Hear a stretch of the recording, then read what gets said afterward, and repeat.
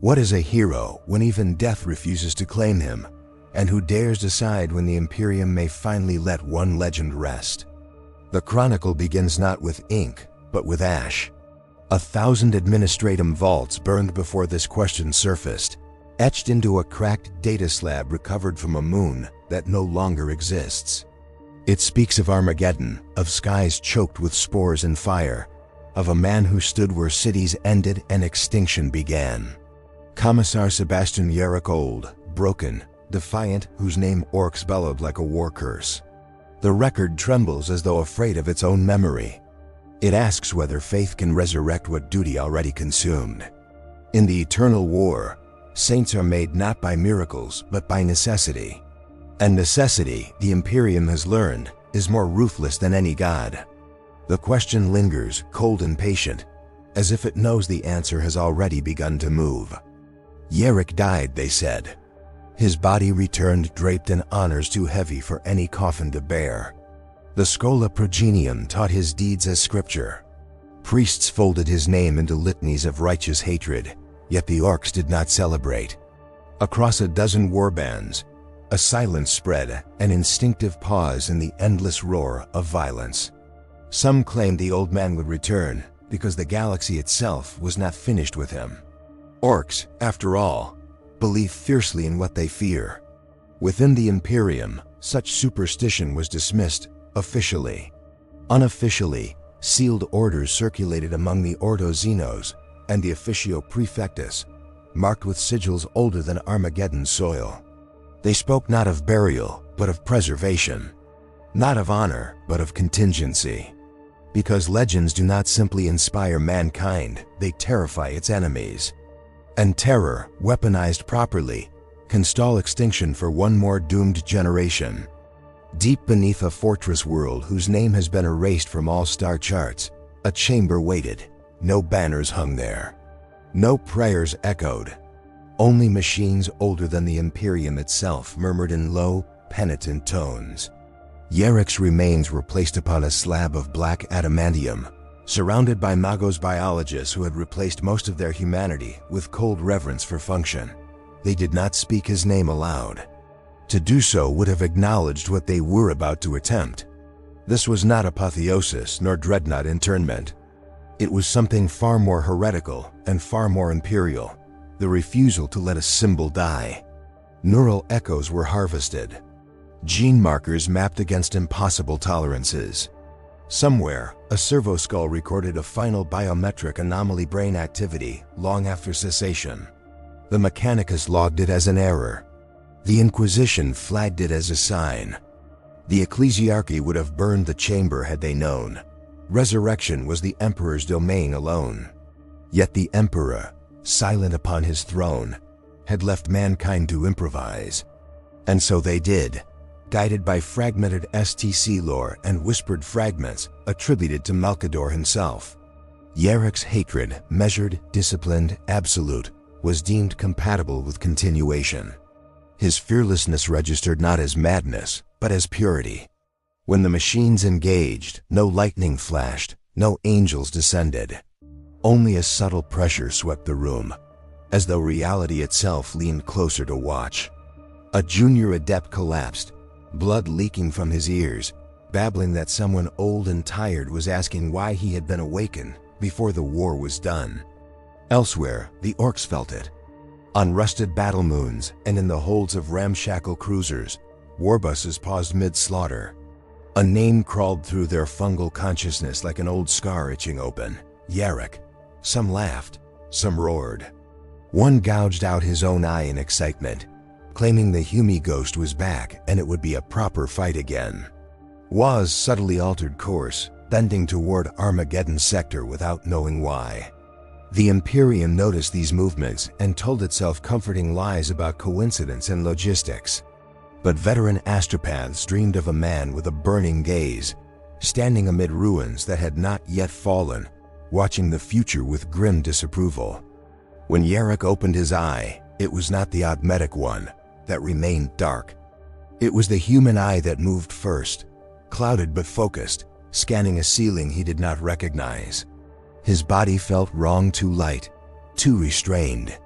He tried to rise and failed. There was no panic, only irritation. Voices spoke to him from behind layered glass, telling him the war continued, that Armageddon still bled, that the orcs multiplied like a curse without end. They asked if he would serve again. Yarrick did not answer immediately. He listened. He felt the weight of years he had already spent. Then, quietly, he asked how many days he had been gone. When they told him, his jaw tightened not in fear, but in offense. They did not return him to command. Not yet. First, they tested the myth. Reports were leaked, half-truths seeded into Orc channels through captured Weirdboy psychers. Sightings of a figure matching Yarrick's silhouette appeared on fringe worlds. Entire rebellions collapsed when Imperial Guard units painted his sigil upon their armor. Fear did what firepower could not. In the shadows, the Inquisition argued whether this was salvation or damnation. If faith in the Emperor could raise saints, what did it mean when faith in a man could move armies? The question gnawed at them. Because the Imperium survives on belief, and belief, once redirected, becomes uncontrollable. Yarrick himself was not informed of these manipulations. He was given a uniform, his bolt pistol, and silence. He walked training halls where soldiers froze at his presence, unsure if they were seeing a ghost or a command made flesh. He felt no triumph, only obligation. Something had been altered within him, not his loyalty, but his certainty. He sensed a hollow where fatigue once lived, an absence where fear might have grown. In its place was a calm too perfect, too precise. Sometimes alone, he wondered whether this was truly himself returned, or merely the Imperium's idea of what he should be. The final record fractures here. Astropathic logs cut mid-sentence. Vox traffic dissolves into static. A single transmission survives, unencrypted, never acknowledged. It describes Yarrick standing before a viewing port, watching Orc vessels gather like storm clouds. Someone asks him if victory is possible. He does not answer at once. When he does, his voice is steady but distant. He says the Orcs believe he cannot die. He says belief has power. And then he asks a question of his own, one the log does not explain. If a weapon knows it has been made eternal, at what point does it stop belonging to those who forged it? The chronicle ends there, not with revelation, but with implication, because somewhere in the void, something ancient has noticed that a dead man is walking again, and it is very interested in why. The record resumes as if inhaling after a long suffocation. In the wake of that unasked question, the Imperium trembles not with fear, but with introspection it cannot afford. Shrine worlds report pilgrims weeping before statues of Yarrick, placed beside those of Imperial saints, an unauthorized devotion spreading faster than any sanctioned creed. Confessors argue whether reverence for a living man is blasphemy or inevitability. In some sermons, Yarrick is invoked not as a hero, but as proof that the Emperor still intervenes through flesh and will. In others, his name is omitted entirely, scraped away like a dangerous thought. Faith fractures quietly, not with rebellion, but with reinterpretation. And reinterpretation, the Ministorum knows, is how heresies are born. Among the Astra Militarum, the effect is more immediate. Veterans swear they fight better, knowing the old Commissar walks again, somewhere ahead of them, unseen but judging. Recruits dream of him inspecting their firing lines, his gaze weighing their souls more than their aim. Yet in command tents, generals whisper uneasily, Yarrick does not fit into doctrine anymore. He is not a martyr, nor merely an officer. He is a symbol that answers to no rank. Orders reroute campaigns subtly toward his projected movements, not by command, but by expectation. Strategy bends around belief. Somewhere in the tangle of bureaucracy, a clerk hesitates before stamping an order that would place Yarrick under another's authority, and lets the paper pass unsigned.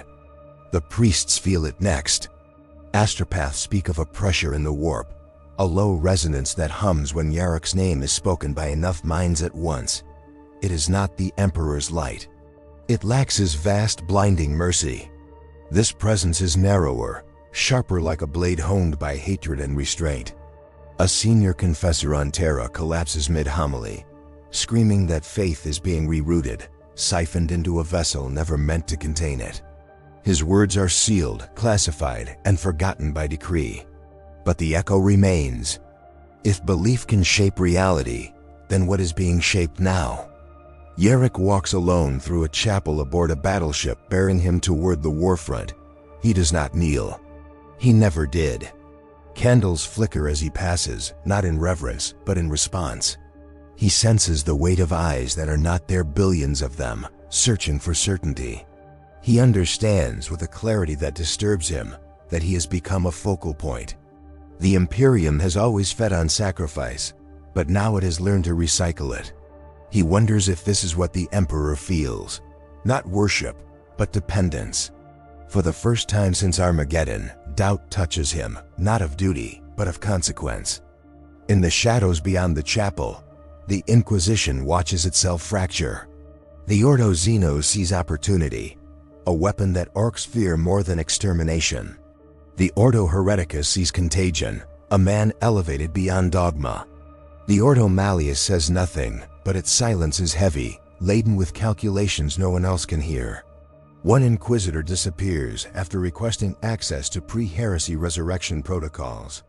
Another is found dead, his skull inscribed with a single word carved from the inside out. Necessary. No official investigation follows. Some questions, it seems, have already been answered. The orcs arrive like a green tide drawn by instinct older than reason. Their waz converges not on a world, but on a point in the void, where Yarrick's ship burns its path through the stars. They chant his name not as hatred, but as anticipation. A proper enemy makes existence meaningful. In their crude way, they have elevated him as well. Two faiths, opposed yet aligned, feeding the same phenomenon from opposite ends of belief. The warp responds accordingly. Storms gather where none should be, spiraling around the fleet like a crown of thorns. Battle erupts without warning. In the chaos, Yarrick takes the field once more. Soldiers swear he moves with impossible certainty, bullets veering as if reluctant to strike him. Orcs break and reform, laughing as they die, convinced this fight will never end. Above it all, the warp screams not in pain, but recognition. Something ancient stirs, amused by this convergence of will. Yarrick feels it then. A presence leaning close, curious, appraising. Not a god. Not yet. Something that remembers when belief first learned to bleed into reality. After the battle, a single data stream escapes censorship. It shows Yarrick alone, wounded yet standing, his augmetic eye glowing faintly for the first time since his return. A tech priest's voice trembles off-screen, asking why systems are activating that were never installed. Yarrick does not look surprised. He looks tired. He asks who authorized the final modification. The answer is static, then a sigil flashes, ancient and forbidden, predating the Imperium itself. Not Mechanicus. Not Inquisition. Something older. Something that should not still have agents. The chronicle ends as alarms blare and the feed cuts to black. The last recorded words are not Yarrick's, but the whisper of the thing in the warp, translated imperfectly by a dying astropath. At last, mankind remembers how to make its own gods. The shadows lengthen where Part 2 fell silent, and the galaxy exhales a tired, bloody breath. Across shrine worlds and warfronts alike, candles gutter beneath failing stars. Confessionals overflow with the faithful whispering the same fear. Not that the Emperor has abandoned them, but that he is no longer alone. Priests dream of sermons spoken backward, of prayers answered too precisely. A dying guardsman clutches a torn aquila and asks his chaplain whether faith still counts if it is shared. The chaplain cannot answer. He feels watched, not judged, but measured. Somewhere far beyond the void, something listens not for devotion, but for alignment. Faith decays not in rebellion, but in dilution, spread thin across too many symbols struggling to carry the same impossible weight. On a hospital world orbiting a red dying star, A sister hospitaler records her final testament as bombardment shakes the cathedra around her. She has seen miracles before, wounds closing, courage rekindled. But now the wounded speak Yarrick's name as often as the Emperor's. Some murmur both, unsure which will hear them first. She tends to a boy whose eyes glow faintly as he sleeps, whispering, "Battle cant he should not know." When she presses her rosarius to his brow, it grows warm, then cold. She weeps, not for fear of damnation, but for the realization that belief is no longer a sanctuary. It has become a battlefield. The wars intensify as if drawn toward a hidden gravity. Crusade fleets reroute themselves on half-remembered prophecies, guided by astropaths whose minds bleed starlight and static. Each jump through the warp grows more violent, as though reality itself resents being pierced so often by desperate purpose. Veterans speak of hearing marching boots in the void between seconds, keeping time with their own hearts. In one fleet, a navigator tears out his third eye after seeing Yarrick's face reflected in the Astronomicon superimposed, not replacing, but standing beside the Emperor's light like a shadow cast by the same flame. The report is buried. The navigator's body is not recovered. Yarrick himself feels the change as an ache beneath the bone. He remembers Armageddon not as a place, but as a sensation, the weight of inevitability pressing against his spine. Now that weight has multiplied. He stands before a viewport watching the dying star shed its outer layers like flaking skin. He confesses silently to a presence he refuses to name that he is afraid not of death, but of persistence. Each time soldiers look to him, something answers back through them, reinforcing him with borrowed certainty. He senses that if he were to fall now, something else would stand up in his place. That thought chills him more than any orc horde ever did. In the Libraria Obscurus on Terra, an ancient scribe breaks his vow of silence. His hands shake as he unseals a vault untouched since the scouring. Within lies a fragment of truth too inconvenient to canonize. It speaks of the Emperor not as the first to bind belief into form, but as the last to master it without losing himself. Earlier attempts are recorded only as warnings, names struck from history, concepts erased. The scribe realizes with horror that Yarrick fits the pattern too well. A man sharpened by war, sustained by fear, reinforced by faith. A vessel forming not by ritual, but by repetition. The warp answers openly now. Battlefields bloom with impossible phenomena. Shells that refuse to detonate until fear peaks. Orcs whose laughter tears holes in reality wide enough for screaming colors to spill through. Demons manifest not as conquerors, but as spectators circling events with amused detachment. Even they seem uncertain how this will end. An Ordo Malleus strike force vanishes after encountering a presence that identified itself not by name, but by purpose. The last Vox log records an Inquisitor sobbing that the galaxy is relearning an old mistake, and this time, it is doing so deliberately. On a ruined world of ash and cathedral bones, Yarrick confronts the truth at last. The sigil seen before reveals itself fully, projected into the air by systems woven into his flesh. It predates the Imperium, predates the Emperor's rise, a mark of the First Concordance, when humanity briefly learned to shape its own gods as tools against extinction. Those gods burned out, consumed by the very belief that sustained them. The Emperor ended that age by becoming singular, by forbidding rivals. Now unknowingly, the Imperium has begun again. Not out of hubris, but desperation. Yarrick falls to one knee as the battlefield freezes around him, time stretching thin as parchment. He feels belief pouring into him, not worship, but expectation. He understands then that he is no longer being resurrected. He is being completed. The Emperor does not speak, but something vast stirs in distant silence, aware of a parallel awakening. Yarrick's augmetic eye flares with a light that is not machine-born. He whispers a single weary refusal, but the galaxy does not hear refusals anymore. The final vision fractures all certainty.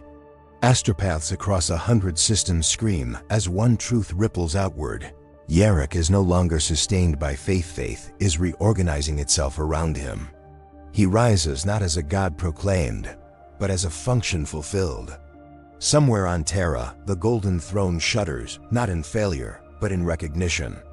The chronicle ends on a single forbiddance realization echoing through the warp like a verdict. The Imperium has not resurrected a hero, it has begun manufacturing successors. The galaxy tightens around itself like a clenched fist. After the revelation, there is no immediate catastrophe, only silence, heavy and accusing. Fleets hold position where momentum once carried them forward. On command bridges, admirals stare at hololithic projections and see not strategy, but consequence. Every order given in Yarrick's name now feels like a confession. Chaplains taste ash when they speak the litany of resolve, for they know some prayers were never meant to be answered so efficiently.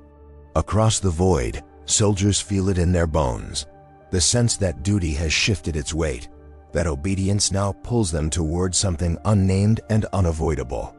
The Imperium does not scream. It inhales, preparing for a scream it has practiced for 10,000 years. On Terra, the ecclesiarchy fractures along fault lines too old to heal. Cardinals accuse one another of manufacturing saints, of forging idols in steel and flesh. Secret conclaves debate whether Yarrick's existence is a sign of the Emperor's evolving will or proof of mankind's unforgivable impatience. In one sealed chapel beneath the palace, a lone priest removes his rosarius and weeps over it, whispering apologies to a god who has never spoken back. He wonders whether loyalty is still loyalty when its object multiplies. Outside, pilgrims chant Yarrick's name beside the Emperor's, not in defiance, but in hope. Hope in this age is the most dangerous heresy of all. At the warfront, silence shatters without warning. Orc woes collide with Imperial lines in battles so ferocious they tear scars into the warp itself. Planets die screaming, their last broadcasts filled with overlapping prayers and battle cries. Guardsmen charge knowing reinforcements will never arrive, because reinforcements are being drawn elsewhere toward Yarrick, toward the gravity well of belief. A dying colonel records a final message, stating calmly that his men fought harder once they believed their deaths would mean something specific. He wonders with his last breath whether meaning is worth the cost when it begins to choose its own currency. Yarrick marches through ruin that feels eerily familiar. Cities burn as Armageddon once burned, yet the flames seem to bow away from him, curling like wary beasts. Soldiers follow without being ordered, their steps unconsciously synchronizing with his. He feels their expectations press against his spine, shaping his posture, his certainty. Memories intrude unbidden faces of men he sent to die, worlds he failed to save. Each regret sharpens him further, not duller. He realizes with mounting horror that repentance strengthens the thing forming within him. Guilt is fuel, suffering is structure. The Imperium has not escaped its sins. It has refined them. In the warp, something vast shifts position. Demons recoil as currents realign, their laughter thinning into unease. The old gods of excess and decay sense a competitor not born of emotion, but of endurance. This presence does not hunger or scheme. It persists. Ancient entities recall the first concordance and shudder at its echo. For the first time in millennia, the warp does not merely reflect reality, it anticipates it. Astropaths bleed from the eyes as visions flood them. Banners bearing Yarrick's sigil planted on worlds not yet discovered, wars not yet declared. The future begins to feel less like a possibility and more like an obligation. Within the Inquisition, betrayal blooms like a necessary evil. Cells activate kill orders against other cells. A conclave on Luna ends with all members dead, their bodies arranged in a perfect aquila minus the head. Records vanish. Identities are erased mid-sentence. One Inquisitor sends a single transmission before going dark. Containment is no longer possible. Decide what you are willing to become. The message is received, logged, and quietly ignored. The Imperium has always known what it is willing to become. It just hoped never to see its reflection so clearly. Yarrick stands before a mustering of regiments vast enough to blot out the horizon. No speech is planned. None is needed. When he raises his clawed hand, the noise dies instantly.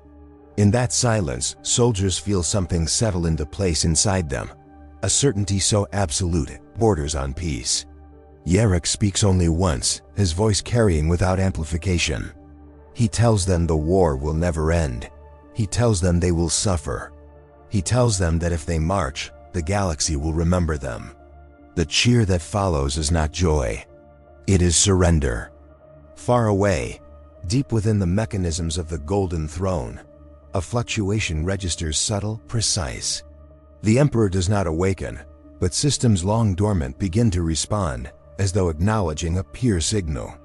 Tech adepts panic, priests pray, and none dare voice the implication forming in their minds. The throne was built to sustain one will against infinity. Now it resonates with another frequency, imperfect yet persistent. The silence around the Emperor deepens, not as absence, but as deliberation. The storm gathers its final strength, fleets align. Weapons charge. Faith hardens into resolve sharp enough to cut reality itself. Yarrick feels the moment approaching, the point where choice collapses into destiny. He looks up at the void, and for the first time since his return, he does not feel watched. He feels expected. As the first lance strikes ignite the heavens, a final truth surfaces, quiet and merciless. The Imperium did not create a new god to save itself. It created one to decide which parts of humanity are worth saving at all. The storm breaks all at once. Void shields flare and fail in the same breath. Stars vanish behind sheets of weapons fire. Orders fragment into screams, then into static. Yarrick advances through the thunder like a fixed point, shells detonating too late, blades glancing aside as if uncertain they are permitted to strike him. Around him, men die in bursts of light and sound, their last thoughts sharp and simple. Duty, hymn, forward. The battlefield becomes a hymn sung by artillery and blood. In the warp, the pressure crests, a tidal pull dragging every prayer, every oath, every remembered fear toward a single locus, toward him. And for a heartbeat, the galaxy holds its breath, unsure whether it is about to be saved or rewritten.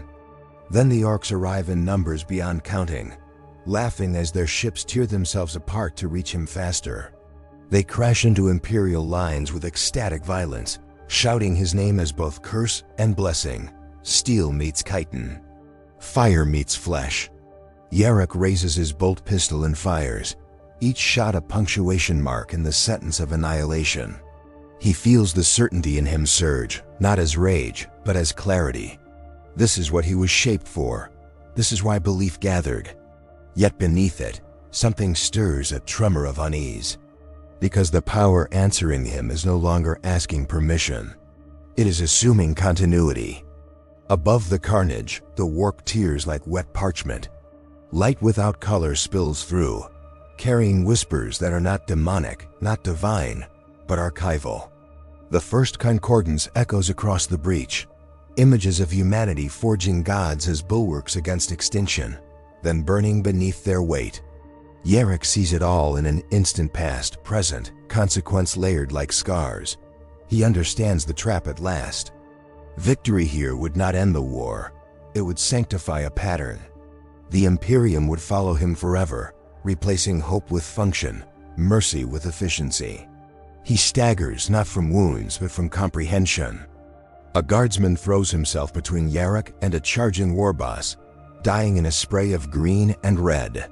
The man's last words are a prayer of thanks for being seen. Yarrick feels it land inside him like a nail. He remembers every such death, every face blurred by time yet sharp in guilt. The certainty falters. In that fracture, the present swells, eager to fill the gap. To complete him, to crown him. The battlefield dims, as if awaiting a decision written into reality itself.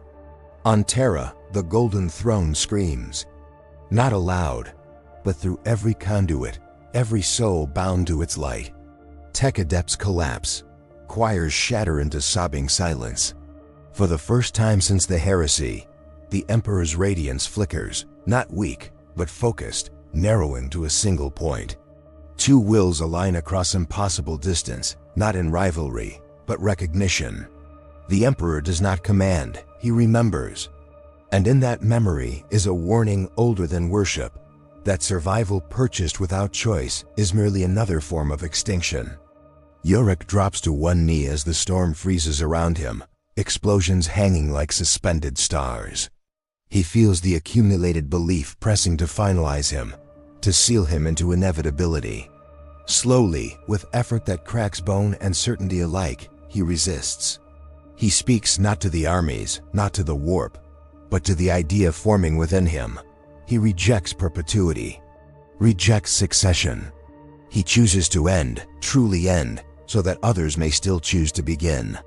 The refusal tears through the presence like a blade through silk. The backlash is catastrophic. The warp implodes inward, devouring orcs, ships, prayers. Time snaps back into motion violently. Yarrick rises one last time, walking into the heart of the rupture as soldiers scream his name in denial. He becomes incandescent, not ascendant, but expended, burning belief itself as fuel. The presence collapses without a vessel, dispersing into incoherent echoes. The orcs falter, confused, suddenly afraid. Imperial lines break, not in retreat, but in stunned survival. When silence finally arrives, it is absolute. Debris drifts where fleets once burned. The battlefield is a graveyard without markers. Yarrick is gone. No body, no relic. No sign. The surviving soldiers stand amid the wreckage, unsure how to breathe without him anchoring their fear. Chaplains find their prayers hollow again, and are grateful for it. Across the Imperium, unauthorized shrines crumble overnight, candles extinguishing as if exhaling their last. On Terra, the Golden Throne stabilizes. The Emperor's light resumes its distant, unbearable constancy. No proclamation is made. No truth is released. Official records declare Yarrick fallen in final glorious sacrifice. Unofficially, something else spreads. A quiet understanding that godhood was offered and refused. That humanity for one terrible moment nearly chose convenience over conscience and stepped back. Far from all eyes, deep in the warp's wounded skin, a remnant coalesces, not a god, not a man, but a question given shape by refusal. It does not hunger, it waits. The galaxy moves on, scarred but breathing, unaware that eternity has shifted its footing, and that the next time belief seeks a vessel, it will remember that one man once said no, and that saying no nearly broke the universe. The chronicle does not end with victory. It ends with quiet. I record this from a chamber whose windows look out upon a dead orbit, where fragments of a once mighty fleet still turn in slow, penitent circles. No banners fly here, no prayers echo. The stars themselves seem dimmer, as though reluctant to intrude upon the aftermath. I was ordered to remember, not to understand. That is the burden of a remembrancer, to preserve the shape of grief without sanding it into meaning. Yarrick is gone, and yet the space he occupied remains, like an indentation in reality that will never fully smooth over. On the worlds touched by that final war, cathedrals stand roofless, their spires shattered but their altars intact. Candles are lit by habit, not hope. Pilgrims arrive months too late, kneeling before scorched stone where statues once stood. Some whisper the Emperor's name. Some whisper Yarrick's, most whisper nothing at all. Faith, stripped of spectacle, returns to its oldest form, endurance without promise. I watch an old woman sweep ash from a shrine that no longer belongs to any creed, and I think this too is devotion quiet, unrecorded, unclaimed. The battlefields are silent now. Weapons rust where they fell. Armor lies open, emptied of its purpose. Servo skulls drift aimlessly, their recordings looping final moments of courage and terror until their power cells fade. I walk among them, careful not to disturb the dead, and I realize the war did not end here. It simply lost its witness. Somewhere, far away, new fronts ignite, New names are written into casualty rolls. Yet something essential has been withdrawn. The galaxy feels less certain of itself, as though it remembers nearly becoming something else and recoils from the memory. On Terra, the ecclesiarchy speaks cautiously. Sermons soften, absolutes blur. The Emperor remains, distant and inviolate, but his silence feels heavier now, laden with interpretation. Priests avoid speaking of manufactured saints. The word necessity is used less often. In hidden archives, records of Yarrick are sealed not for secrecy, but for protection from repetition. I glimpse a marginal note in an ancient ledger. Once was enough. No author is listed. None is needed. Among the soldiers who survived, stories circulate in fragments. Some say Yarrick ascended and chose exile. Others insist he died screaming defiance at the gods themselves. A few claim he walks still, diminished, anonymous, refusing recognition. I suspect none are true, and all are. Legends persist because they are unfinished, because they offer no closure to consume. The Imperium will remember Yarrick not as a god, nor merely as a man, but as a refusal given form. That may be the most dangerous memory of all. I feel the warp differently now. It is still violent, still hungry, but there is a scar where something almost was. Demons avoid it. Astropaths fall silent when their thoughts drift too near. The question that Remnant embodies has not been answered, only deferred. Can humanity survive without forging divinity from desperation? Can faith endure without demanding embodiment?